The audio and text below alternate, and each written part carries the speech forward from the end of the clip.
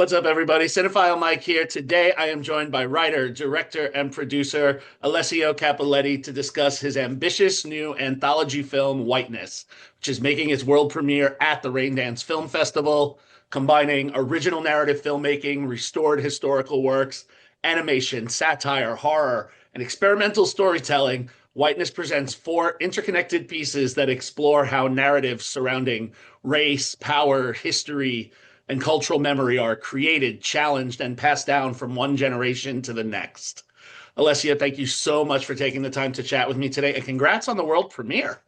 Thank you. Thank you for the great intro.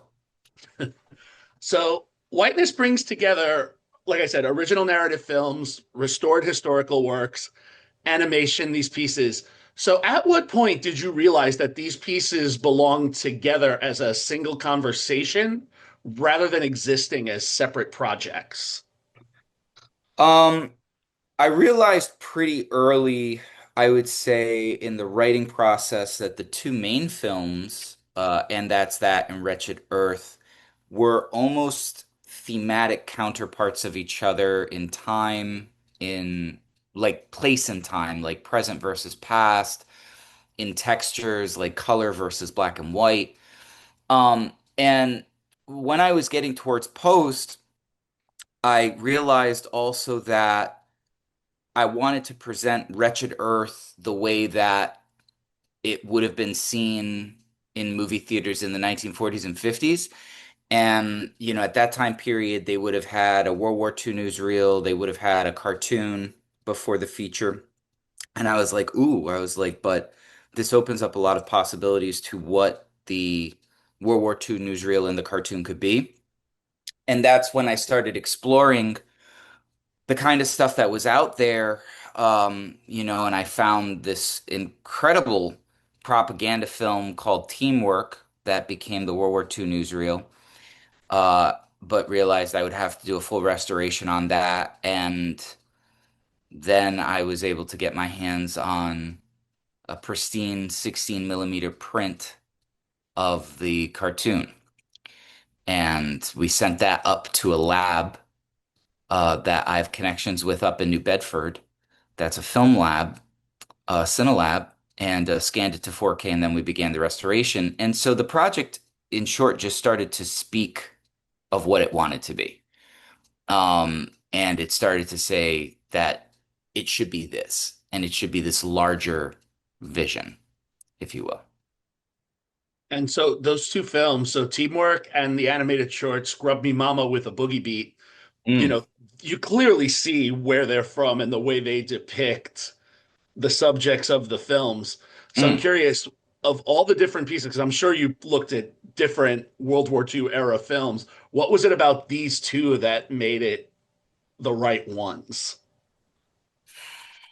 Um, just I guess the contradictions between the two. So they're both made relatively close together in time. So they're probably made within a year to 2 year gap of each other. And they're highly different narratives about Black culture in the US, right? So, and the reaction that we got during the screening, the first screening, the premiere, when we got to the World War II film was just utter shock. Mm. And I think the shock was that the US government could portray there being no racial issues in the military, could portray that with such confidence, right? And say any kind of racial issues is Nazi propaganda, being used to divide us. And at the same time, we had Jim Crow laws happening. So Right. I think that that's a big shocker. And then an even bigger shocker is to follow that up with a cartoon that was financed by a large studio, um, and was given a mainstream release until you had enough of the Black community, saying, pull this from the movie theaters. And at the time, when you do some digging, uh, people of color in Hollywood were told that if they spoke out against the movie or whatever, that they may not work. Wow. So I think that what's interesting to me between the two pieces and the whole film in general, again, is not it's not coming up with answers, it's not coming up with an agenda, it's exploring all these different ideas and stereotypes, things that are fiction that I created, things that are fiction but based on truth that I created, and then things that were created by other people, things that were created by a governing body, things that was created by an animation studio for kids, and exploring all these different aspects of media and seeing how different aspects of media frames our relationship with race and the narrative of race and how race is perceived. Um, and so yeah. And the visual language, specifically looking at And That's That and Wretched Earth, there's a very big shift dramatically when we look at the visual languages of these two films. So I noticed you worked with the same cinematographer, Chase Garcia, on both of them. So what were the conversations like when you were talking about these to make sure that each piece, I see you shaking your head. I, I mean, they were. I shake my head because Chase was thrust into this, and I think like a lot of the conversations in and that's that especially were Chase had a lot of trust. Chase wanted to do coverage, and I did not want to do coverage because um, I felt like I wanted to restrict the audience's senses. That way, they didn't get stimulated by differing shots. I wanted to keep everything very repetitive and very neutral in framing and to really restrict it by just having the actors in profile. That way, the audience just focuses on hearing the dialogue. I wanted the dialogue, the rhythm of the dialogue, what's being said to be front and center because the movie's like a joke within a joke within a joke. It's just punch, counter punch, Yeah. uh, ribbing each other back and forth. But he understood that there was this kind of weird, oversaturated 70s style um, color palette that I was going with, and he really leaned into it. And he had a lot of trust when he's like, "You're just gonna shoot it in profile?" And I said, "Yep." And I said, and then, as the film continues and as things change in the film, we're gonna break it all apart and we're gonna change that. Um, but it wasn't anything that he had done before, and it wasn't anything that really anybody had seen before. Right. So me trying to explain it to them was difficult, right? And it just came down to them being like, "Okay, like we'll trust what you're doing. Hopefully it doesn't blow up in my face." Um, and a lot of those takes for the actors we shot with continuous action. So for those actors, we maybe had a 3-to-1 shooting ratio per camera angle. They were very long takes, like 8 minutes a pop, 12 minutes a pop, which worked in our benefit and worked for the performance. For Wretched Earth, he was like, "Whoa, we're so much in a different realm now. Yeah. Where the acting style is going to be different. It's not stylized. It's hyper naturalism. Uh, we're not shooting this kind of claustrophobic chamber satire that takes place in a room. We're now shooting in these agoraphobic, wide open Mhm. John Ford style landscapes. We're shooting in totally different aspect ratios. And the idea that I said we're going to shoot in infrared, I'm sure he was like, "What?" And he had been there at some of the early tests. And I think he imagined that I must be a loon, that I must be out of my mind. Because even during production, if you see the stills of the color palette for the actors' costuming, everybody was like, "What is going on with this color palette?" And I was like, we're shooting for infrared black and white. I have to be able to qualify, each of the colors separately from the other. That way we can create perfect grayscale and nothing is blending into each other and all this stuff. But nobody had any idea really what I was talking about because it hadn't been done. And I think all the way up to maybe the movie being finished, they had seen some stills when myself and VFX started into the post process and our colorist started in there too. They had seen some VFX stills, um, and they were like, okay, but I don't think they really trusted what was going on until we finished the 5.1 mix. And then they were like, it was just a whole different world for them, you know? So again, I gave him a lot of visual references, especially for Wretched Earth, of what to look at. And there was a lot of stuff from John Ford in there. I mean, Wretched Earth is essentially also a daylight noir, so it has a Mhm. very noirish sort of feel. Um, but yeah, this was not, it's funny, this was not anything that we could reference in totality of what the film was going to be like. So when I explained the concept of it, again, people had a lot of trust because there was nothing to reference like a movie like this, you know? Mhm. And then in addition to that, with this cinematography, the infrared black and white or the wider shots, the way you incorporated the profile and like the picture in picture with, and that's that. Yeah, The the music, split screen. the music between the two films also really played an important role in the anthology, to say nothing of the song in the animated short. So, can you talk about your collaboration with Oscar Rossignoli and how you decided to come up with the musical selections for the two pieces? Yeah, ooh, that's a big boy question. So so um I started with working with Sam Kraft first, and poor Sam had we tried to warn him before he came on. We really did, of like, this is what's gonna happen, this is what to expect, this is what the movie's about, and this is like not just the amount of work that's ahead of you, but the complexity of it. Obviously, the whole film, if people are listening closely, we're doing a full orchestral score and we're doing traditional orchestral spotting, which is very hard. Like when you watch a lot of other films that are not doing full orchestra with spotting, they're doing essentially pads. And so what that means is that they'll take ambient sounds, could be electronic, and those ambient sounds will just shift based on whether something is sad or something is about to be scary or a release.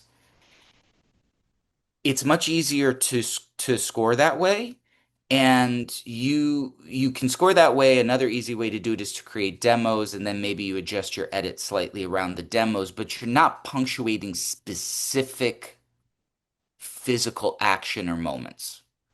To punctuate specific moments, you have to spot. And it's incredibly time consuming because A, the edit isn't going to change at all. And generally the edit wouldn't change when you go into the scoring. But in this case, especially, the edit does not change. We go in with picture lock and you're sitting there with a time code burn in, and hopefully we've had enough conversations before with references of what we're looking at. And then you're going in and I'm saying, okay, like on this moment where he falls on the ground, let's have like a trumpet blast or something like that. But you want to be careful of not making it too much like that because then you're Mickey Mousing your moments, right? So when me and Sam stepped in, uh, and I can only have a partial conversation about this because I don't want to, if I give you a full conversation, it gives away parts of Wretched Earth. But There. we had a question. I came in saying I wanted instruments to represent certain characters and some characters to be represented by silence.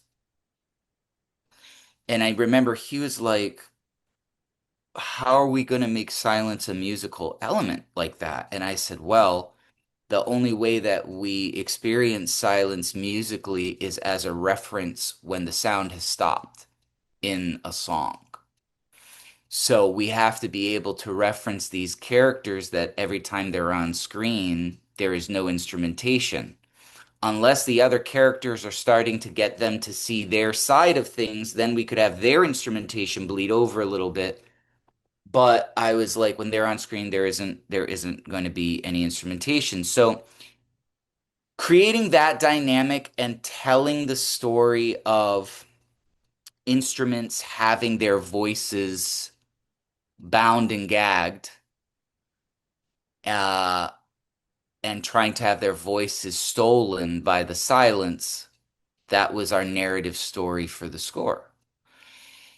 And so one thing we came up with too is that during one of the moments in the film, one of the early climaxes, uh, we came to this situation where the instruments by right, with the way that we're telling the story, have to be bound and gagged for the climax and played in a restricted way. Mhm. And Sam was like, well, how are we going to do a climax with unvoiced instruments? And we figured it out. We used a lot of extended techniques. It became strangely, in some ways, very Philip Glass.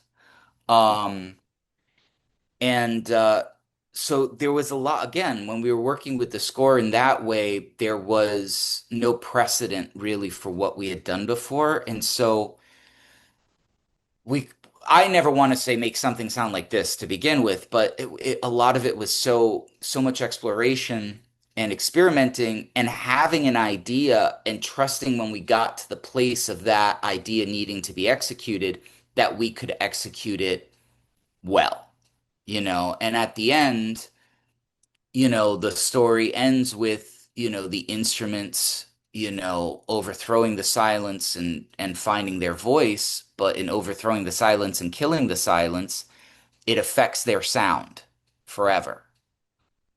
And us coming to this place of saying, well, what would that sound like? And going, what does silence sound like when it's embodied by instruments and personified by instruments? And that's the last song in Wretched Earth before credits. And it's a very interesting take on what it sounds like this cacophony of whirling, droning noise that if you listen to silence, silence actually has sound. It sounds like a droning a bit. Yeah. And we personify the instruments kind of just devolving into this droning sound. Um, so that's what it was like working with Sam. What it was like working with Oscar. Oscar had a different task when he came in. He was doing the score for And That's That. Um, we talked about, even though we both love Bach, we talked about parodying Bach. And so he writes this, the first part of And That's That is a beautiful piece that is not Bach, that we actually cut the film to, that I was like, this is the theme song um And That's That. The Bach piece that he wrote is him. It's a beautiful piece, and it's like a suite broken into three movements, and it's him parodying Bach and this very elitist European sound of that era, like Bach on crack. And for music people, they can hear it and you crack up at certain things that are written into this piece that are ridiculous. But he had a lot of fun playing with that, full orchestral again.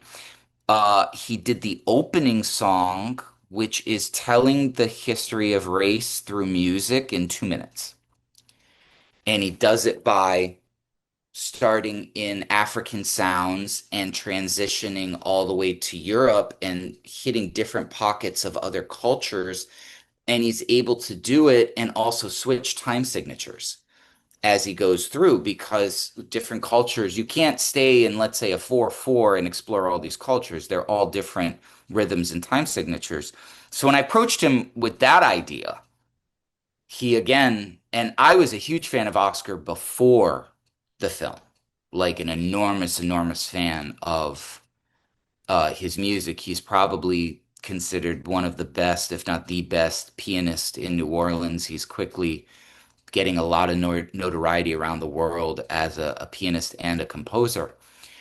So when I was able to get him on the project, I was like, it was like Christmas. But when I approached him with this idea, he again was just crazy enough to love it and be like, the history of race in 2 minutes through all these different cultures of music. Okay, well, let's. And when you hear that in 5.1, the instruments are coming in different speakers and they move around you. And it's very, our 5.1 is very immersive, even musically. Mhm. Um, so he did that. He did, and that's that. He did the exit music, which was very beautiful and a joy to work with too. With Oscar too, I try to kind of let everyone go off and do what they're going to do and come back. And then I go, oh, this is good. I try not to be too heavy-handed. There's sometimes where I have to be heavy-handed. With him, based on the situation, I just let him go and play and go really off into the wilderness and then would come back. And with him, what's funny is we realized his first draft was always the one I liked the most. So he'd do a first draft and I'd be like, maybe we should change this. Maybe we should try that. No, the first time with Oscar is always the right one. So always the right one. You've described Whiteness as a project designed to provoke discussion rather than provide easy answers. You talked about that a little bit at the beginning. So, as a filmmaker, how did you go about striking the balance between presenting these ideas but still leaving room for the audience to form their own interpretations? Well, because I think that the way the characters are written, there's the first thing is if we're dealing with, and that's that in Wretched Earth, and again, this is just my subjective opinion. I mean, other people could have a totally different take on it. Um, by and large, what we've seen so far, I think, is the way that we have done it has presented the film the right way, I guess. I mean, not everybody's going to love it, but it seems that a decent amount of people have really responded to it, and we try not to be heavy-handed, on especially on this is what we should do about this. There is no this is what we should do about this. This is presenting just all different ideas. But I think to your point, to your question, what we did try to do is the way that we write the characters in and that's that and Wretched Earth especially is they're human. I remember when I wrote Wretched Earth, and one of the investors, he had read the script and really was blown away by the script, but when he saw the edit and the performances, he was taken back and he said, he goes, I don't understand. He goes, I almost like I almost have this sense of feeling a little bit bad for the white characters in Wretched Earth. And I could tell that made him really uncomfortable, and it made me Mhm. uncomfortable, but I did it anyway because it was real. And I said, yeah, I said, monsters have human moments. Mhm. There's a number of human moments, if you watch Wretched Earth, that these white people have that seem so contradictory. Mhm. And when I wrote them, I didn't base them on, let's say, the white antagonists from Mississippi Burning, which I love the movie Mississippi Burning. I think it's such an amazing, probably one of the most amazing films um, about situations like this, Jim Crow South.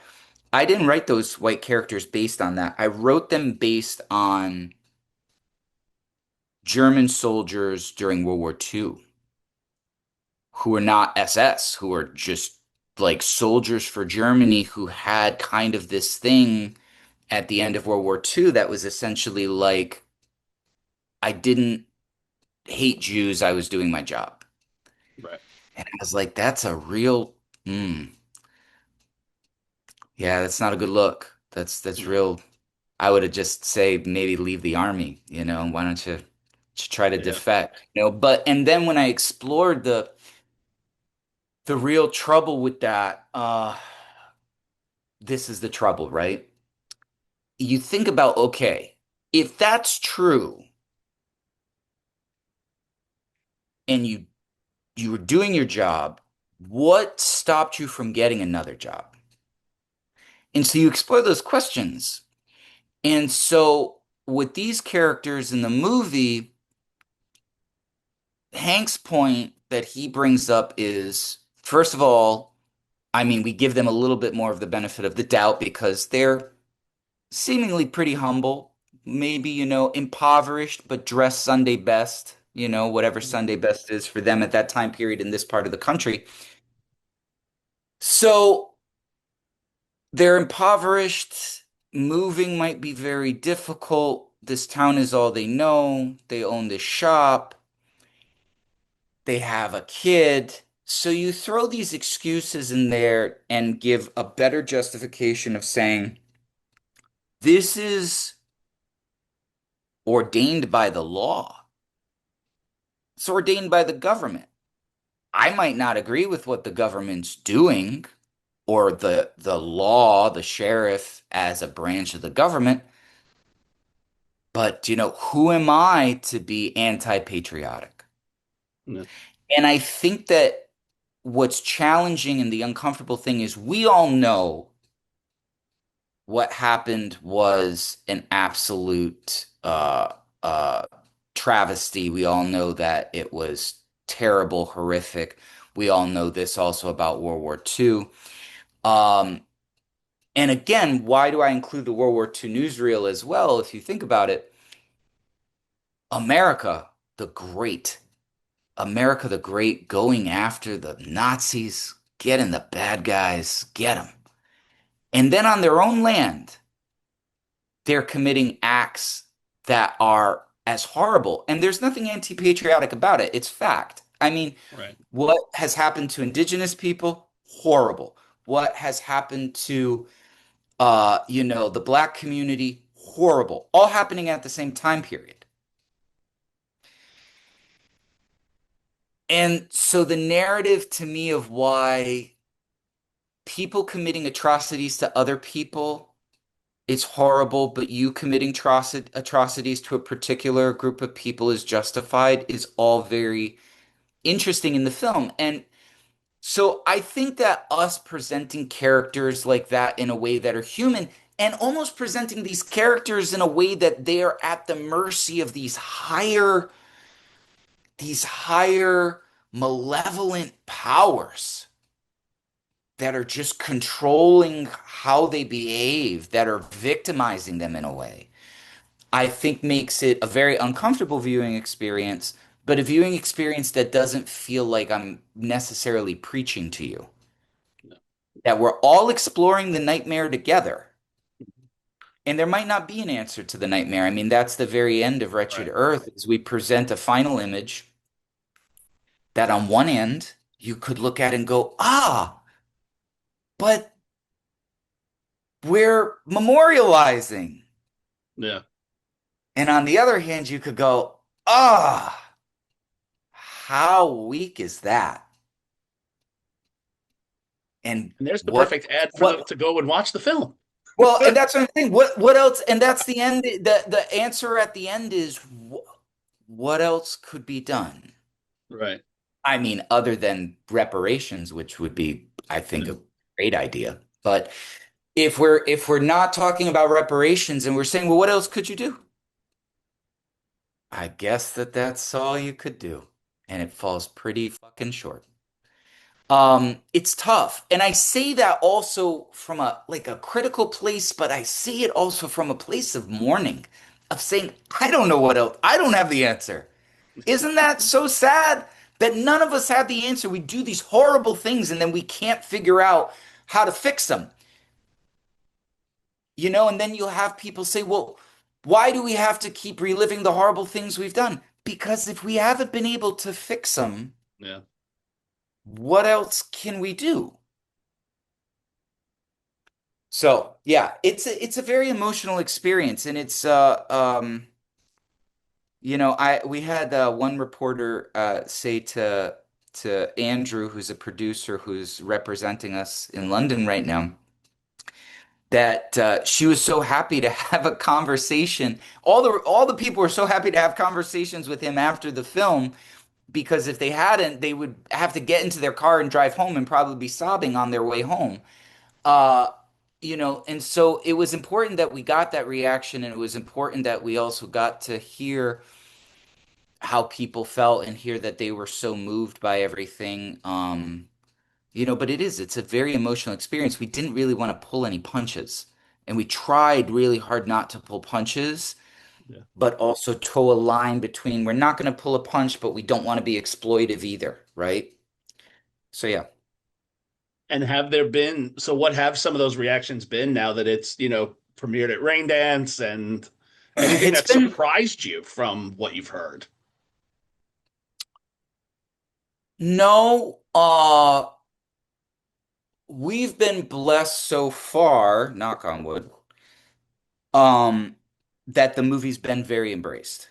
So, you do something like this and you sort of tether your expectations and you say, you kind of sleep at night going, I made a decision to make this. Would I ever do this movie again? No. I made a decision to do it because there was something in me and the other people, that trusted in being in these individual projects that wanted to speak about these characters, right? And then me as the overall wanting to say, this is the larger vision of what this is about, right? And you go, however people are going to take it, that's part of making creative work, you know? Stephen King is one of my favorite authors, and I can't imagine that, especially when he was starting, he did not have people that were like, what the heck are you doing? Yeah. Like, these books are so extreme, you know? Um, what I think humbled me in a way was how much people loved it. How many people, all the interviewers I've talked to so far really loved the movie, thought it was one of a kind, it was unique, it was fascinating. And then the audience members during the screening, they didn't know that Andrew was connected with the project. Nobody knew who was in there as a filmmaker. So, if the filmmaker was there at all. So they laughed at all the funny moments of, and that's that. Uh, Throughout Whiteness, Whiteness is a pretty violent film. When the violence would happen, it would be so shocking to them that people yelled out in the theater. One person who went to see the film, who was also taking notes,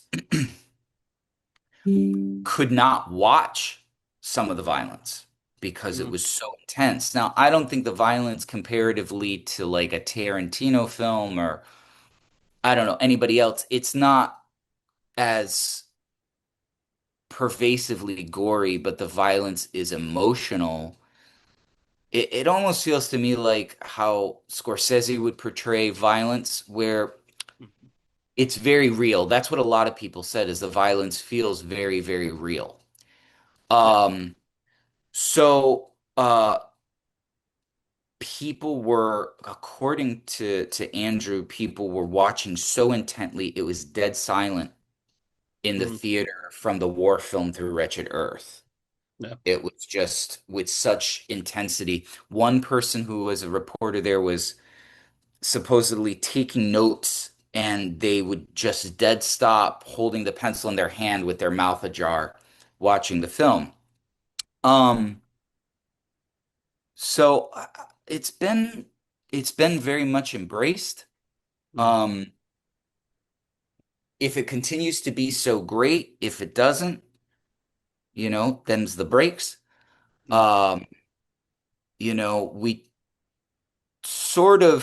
on one of our main posters, it says it right up there, trigger period, warning period. Like that's even part of our slug line. So Yeah. people coming in, it's kind of like you both don't really know what's going to happen, but it's like probably once you get to the end of it, that's that you realize that we're driving the car toward a brick wall at 100 miles an hour and we just unbuckled everybody's seatbelt. So once you get at the end of that and you go, Yeah, whoa, these guys have no rules they're playing with, and we're like, oh yeah, you let the guys from the yeah, asylum behind the camera. Um, that's when everybody should be forewarned. Like, yeah. that you might need to take a break. Well, I will say this Whiteness was one of the more unique cinematic experiences I've had this year. I bet. And I've seen a lot. It was intriguing, and I just have to say, congratulations again on the premiere. I'm really curious to see how this project travels, where it goes next, because it's a Sure, fascinating collection of pieces. sure, sure, It sure, really sure. is. Yeah, yeah, And, thank you again so much for taking the time to chat with me about it today. yeah.